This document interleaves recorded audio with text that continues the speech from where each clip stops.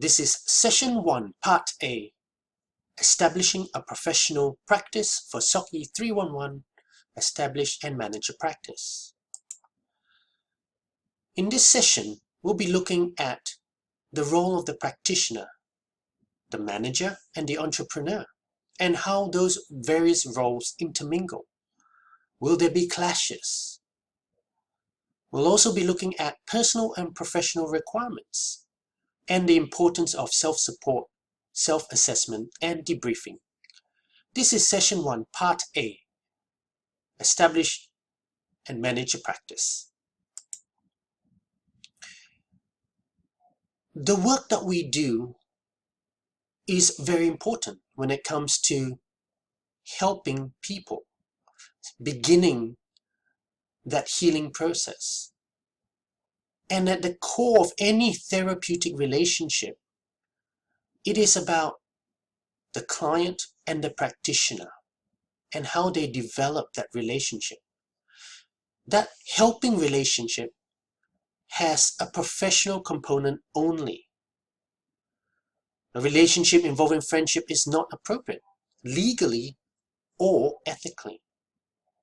And we'll discuss this further on in the various sessions to deal with legal aspects and ethical issues.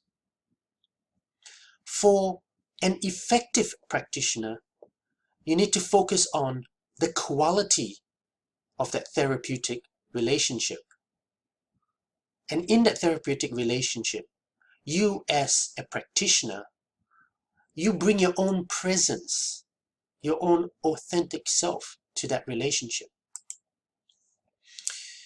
When it comes to meeting up with a client in a clinic, there is this relationship, this therapeutic relationship, and it begins with the interview. And we'll cover this a little bit more detail in session 13, where we look at case taking. So when it comes to the dimensions of the healing process, as the practitioner, you need to understand what your needs are, what your values are, your feelings, experiences, expectation. What do you see yourself doing? And bring that expertise to that therapeutic relationship. And as the client, they too have their own needs and values, feelings, experiences, and expectations. And they bring to that relationship issues, problems, health, chronic issues. And they are relying on you as the expertise to help them on that journey of healing. So what are some of the requirements to be an effective practitioner? In this session, we'll look at reflection, evaluation, and your ability to look into yourself, to be open, to be honest in that journey, and to open yourself up without defensiveness, and to see what are your strengths, what are your weaknesses. An effective practitioner is one that is willing to open his or her own self up without defensiveness and to look at areas that you can improve on. And one key area is that of building rapport. And that comes through our authentic self, through our warmth, our acceptance, and how we communicate with our client. Self-awareness is key to beginning that journey of wellness. So that's one role, the practitioner, using your skills that you've learned over the last couple of years. Now, running a business also incorporates being an effective manager. So what does that entail? Well, managers have a unique role in a workplace environment, and that role is constantly changing, evolving, and it may involve multiple hats. One thing that an effective manager needs to do is to look at staff and to create a culture that is one where there is high performance, that teamwork and competitiveness for the overall betterment of the clients is key. So developing that workplace culture is important as an effective manager. An effective manager also is involved in the running of the business. And one of the key aspects of running of the business is being able to monitor its performance. And in later sessions, we'll be looking at what are some key things in terms of monitoring of performances. An effective manager must also quickly earn the trust of their workers, their colleagues, and to be able to instill and inspire and empower people of different experiences and skill sets to unify and to collaborate together for the clinic, for the business. Those are some of the roles and responsibilities of an effective manager. Another role in running a business is that of being an entrepreneur.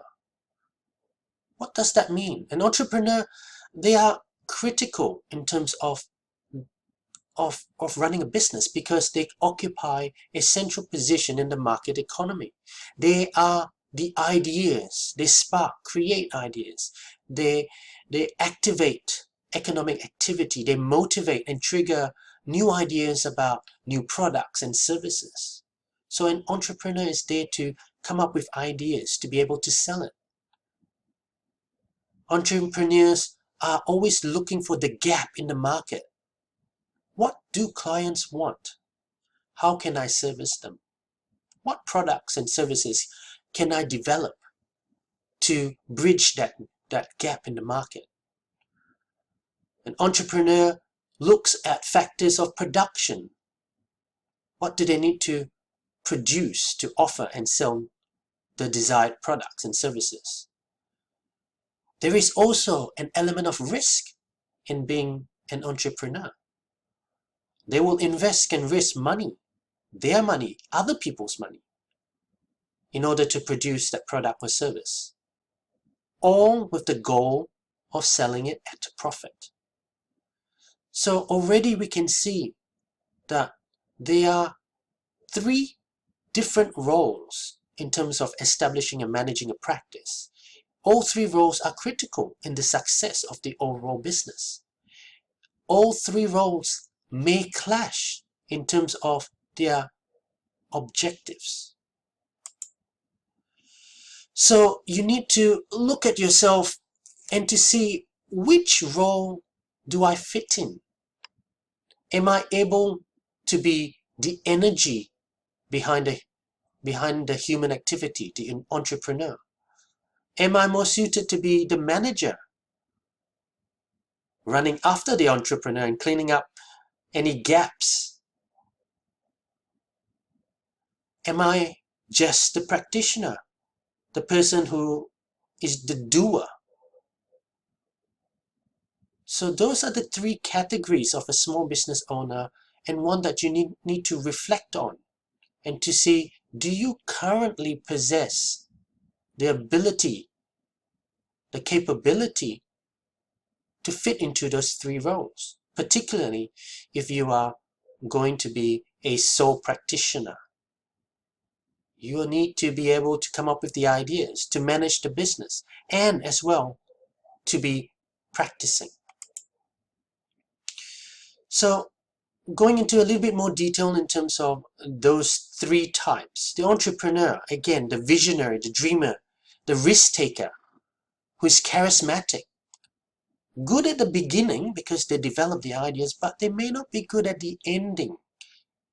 How do we go about facilitating the ideas, the strategies, the actual policies and procedures? The manager, goal setting, communication, organizing, delegating, time management, attention to detail. The team leader, the one who makes things happen. Again, with the entrepreneur and the manager, it may seem that they are poles apart. And then you get the practitioner, the hands-on person, has the technical skills, loyal, hardworking, analytical, practical. Do you have the capability to be able to fill all three roles? Because all three roles are critical for a successful and a sustainable practice. So take some time now. You're welcome to pause this recording and reflect on these three roles and to see how prepared you are into stepping into any one of those roles. Do you currently have the necessary skills and experience? So rate yourself from 1 to 10. Do you have those strengths to apply to your business practice right now?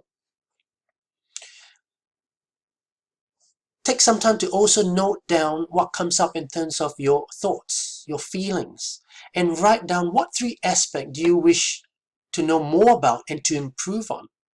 And I welcome you to share your findings in a loop post or in your discussion forum, because this is critical in terms of preparing yourself in terms of the study ahead in this next few sessions, as well as to be able to set some goals in terms of what you want to learn, what you want to know about.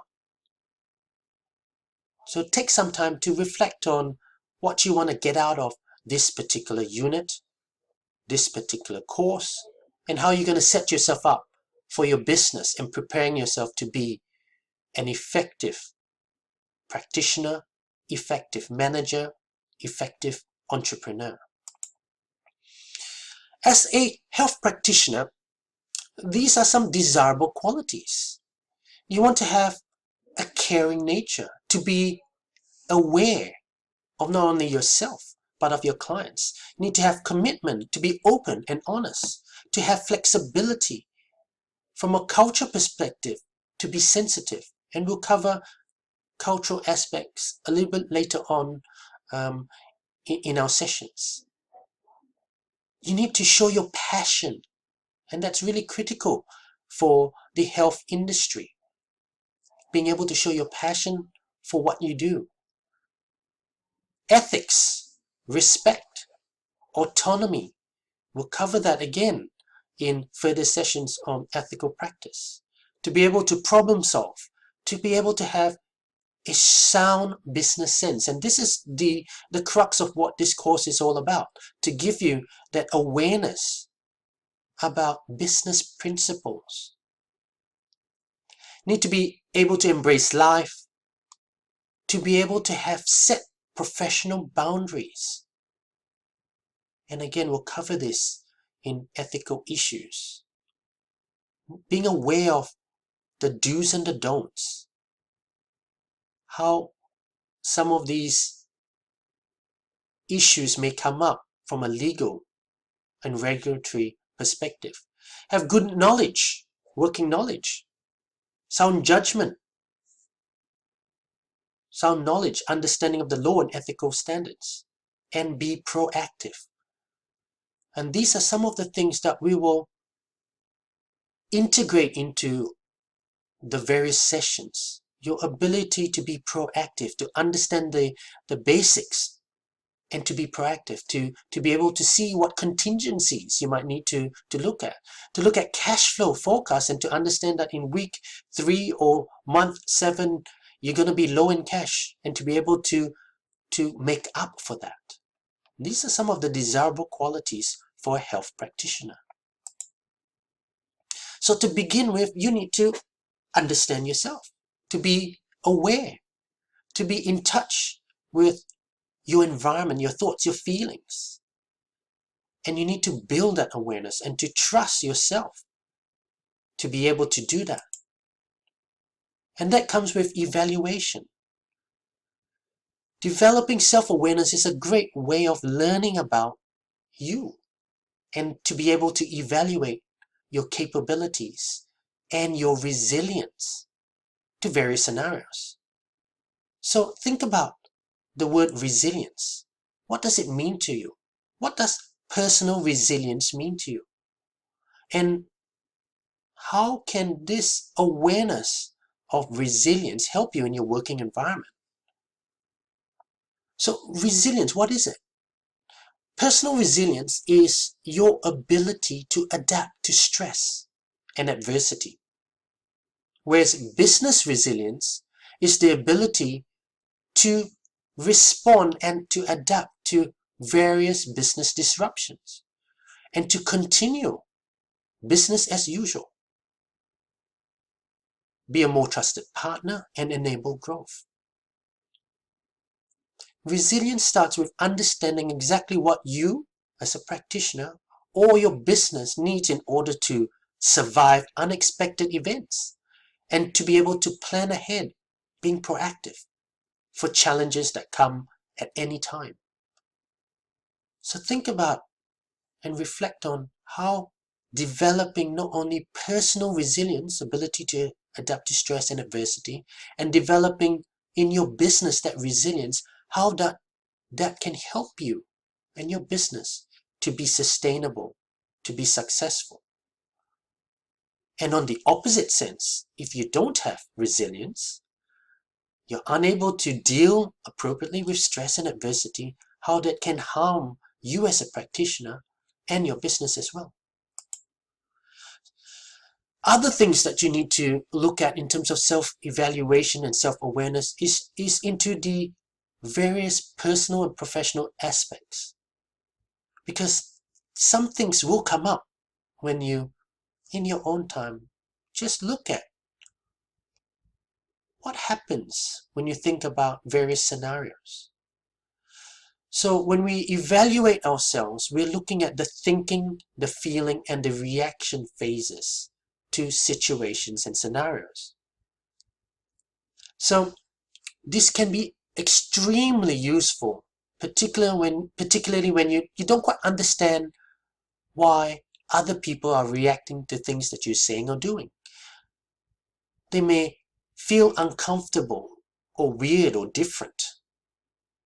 You may want to be more confident and self-assured and want to have better self-esteem. And this is where self-evaluation and thinking about situations, feeling them, reacting to them, evaluating those.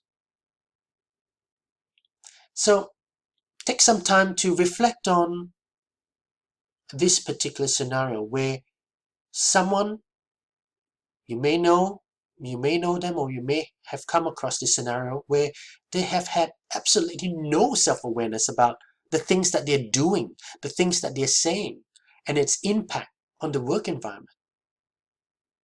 Has this situation been devastating to their work colleagues? Has it created a negative environment? So reflect on that. And if you want to share it in a loop post or in the discussion forum, because again, it points to you being able to evaluate yourself. Have you said or done things that may have created angst in your workplace environment and you weren't aware of that? This is the power of self-evaluation. It is about improving yourself, your practice, your healing methods. Self-evaluation is not about completely changing who you are. That's very important. It's not changing yourself, but it's more about understanding your values, your beliefs, your preferences, and your tendencies. So knowing why you are doing things. What is the basis? What is the foundations for those reactions, values, beliefs, preferences, tendencies? Because if you are able to become more aware of these and understand these strengths and weaknesses and limitations, you're then able to see opportunities for change. And by changing, you may be able to be more authentic and to be truer to your values and beliefs, especially in your personal and working relationships. So in your own time, reflect on, again, situations where you may not have felt authentic You may have had to, smile, do a pretend smile, say, yes, yes, everything is okay. Whether that's in a personal or professional environment. How did this actually make you feel inside? So reflect on that and think about how you can actually use the power of self-evaluation as an improvement tool in your interactions with clients and with peers. So again, take some time to reflect on this. And if you want to, share your thoughts, your feelings in a loop post and in the discussion forum.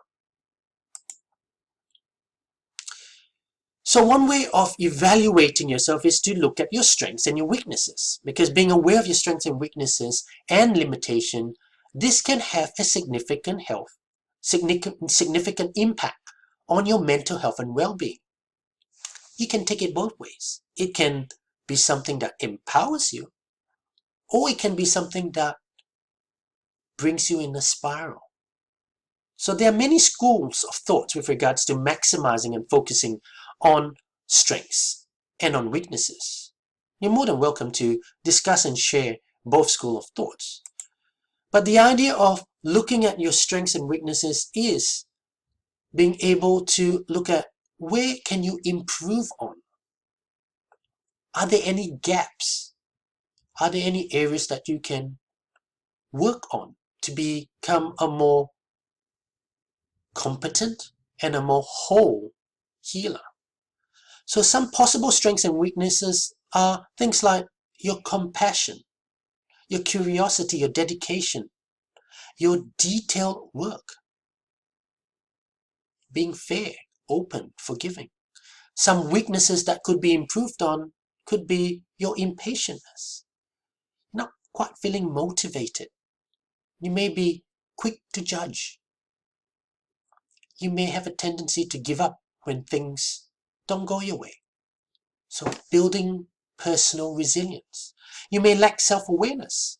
So again, opportunities for improvement. You may not speak up for yourself. This may be an opportunity for you to bring out and to stand firm in terms of what your values and beliefs are. You may lack a purpose. So again, from a positive psychology perspective, it's about looking at your strengths and building on them. To look at your weaknesses, and not as a demotivating factor, but as a motivating factor. What are some areas that I can improve on? Possible strengths and weaknesses. And it all starts with being aware.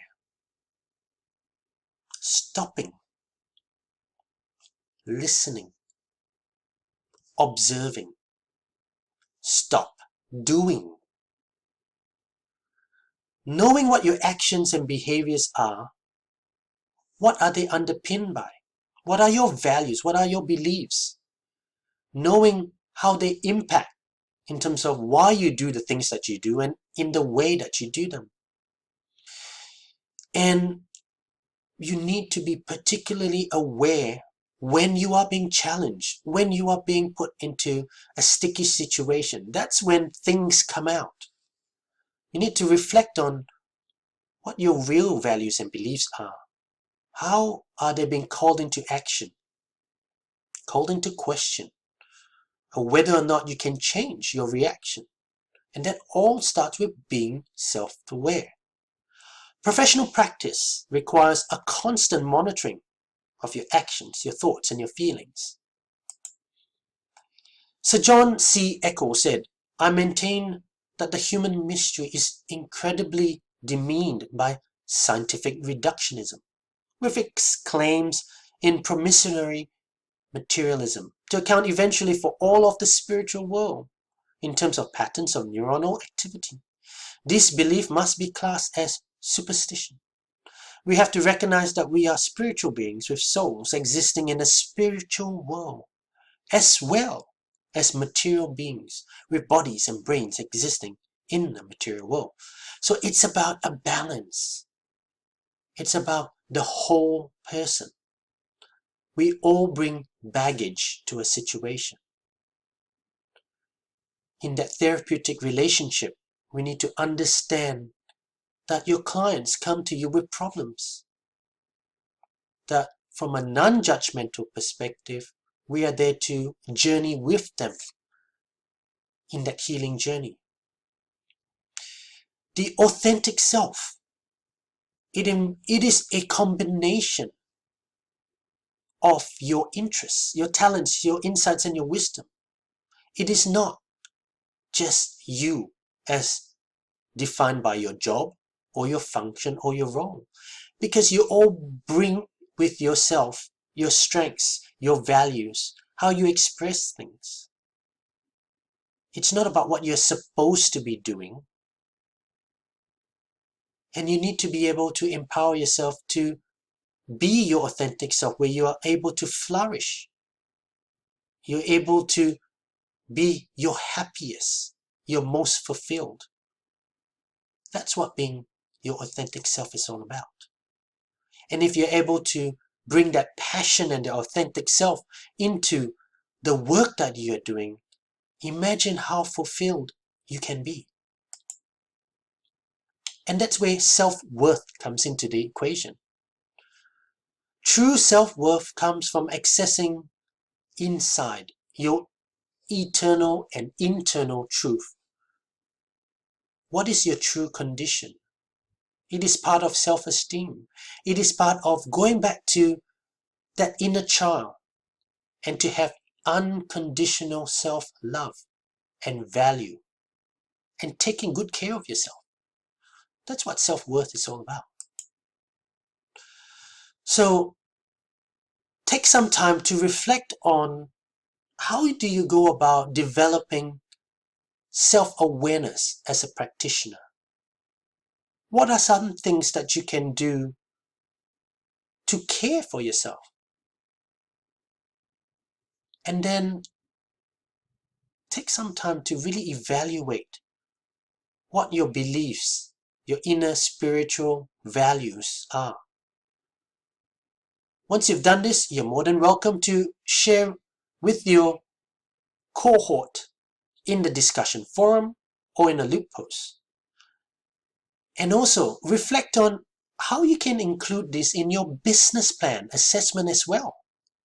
How can you bring your values, your beliefs, your passion into your business plan, and can it be seen? Or is it simply a plan with numbers and words?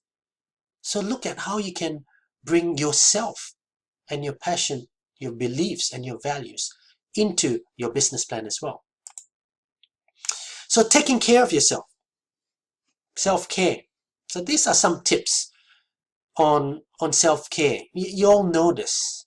Eating well, exercising well, sleeping well, managing your stress, reducing your cortisol levels, and using various strategies for managing that stress, whether it be using natural remedies, aromatherapy, getting a massage, enjoying your food, improving your immunity. Critical. Other ways of developing mental and physical stamina, again, looking at your various hobbies, things that make you feel good. Having naps, walking, exercise, movement, enjoyment. It's important to create that balance between work, home, and your spiritual beliefs and values. All of this is critical in terms of developing yourself as a holistic practitioner. Because when we are mixing and integrating business with healing, it's important to know that there is that balance. You need to balance the compliance knowledge of legal, ethical, and regulatory components with the knowledge of the healing arts, your practice, your hands-on skill. You need to also bring into mind as well time management, communications. You need to focus on yourself in terms of being present to your business, to your clients, and to yourself. You need to be able to intermingle your current knowledge with what is the latest research. And in the second part of this session, we'll talk about evidence-based practice and reflective practice. Minimize stress, balancing business and healing. So there are 10 commandments of a professional practice as referenced by Weir. Practice in a competent way. Keep up to date with the latest research. Practice within your scope of practice. So we'll cover this in further sessions regarding ethical practice. Practice in a way that is safe, legally compliant, and conducive to healing. Practice within your ethical boundaries. Ensure that you maintain records, that you have appropriate insurances, that you are constantly improving that therapeutic relationship, the trust between yourself and the client. Ensuring that your client's information are accurately stored and that you've secured the appropriate consent. And to, at all times, ensuring that your client's interests are above your interests, the ethical, the moral aspects. So all of these commandments we will cover in the following sessions. What we don't want is non-professional attitudes, appearances, and behaviors.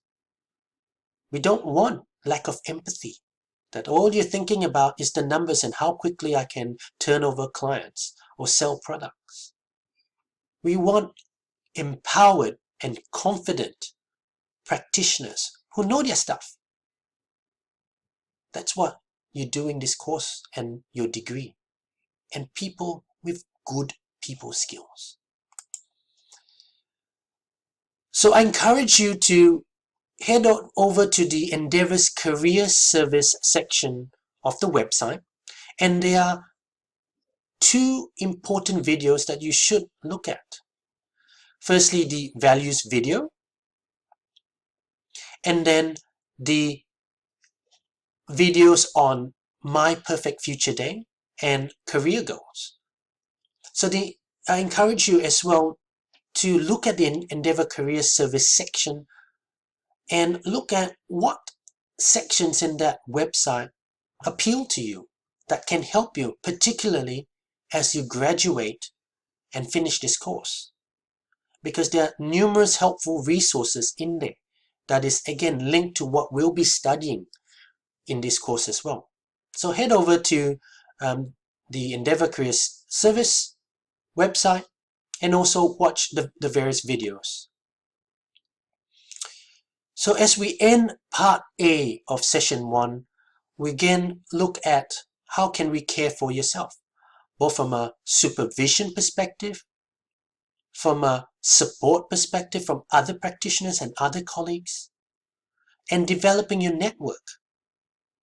And again, balancing work and personal and having that ability to care for your family and friends, and that support mechanism is critical in your business as well. So we'll cover professional supervision a little bit later on in these sessions as well, but at this stage it's really important to state that it is more than just meeting with a colleague.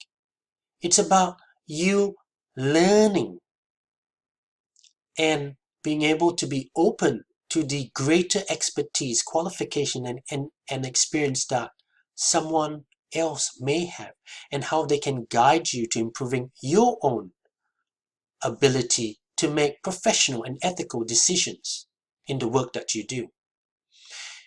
Frequency and regularity of supervision is important, and in fact, in certain memberships of professional association, it is a compulsory aspect. So check out your professional association and what requirements they have.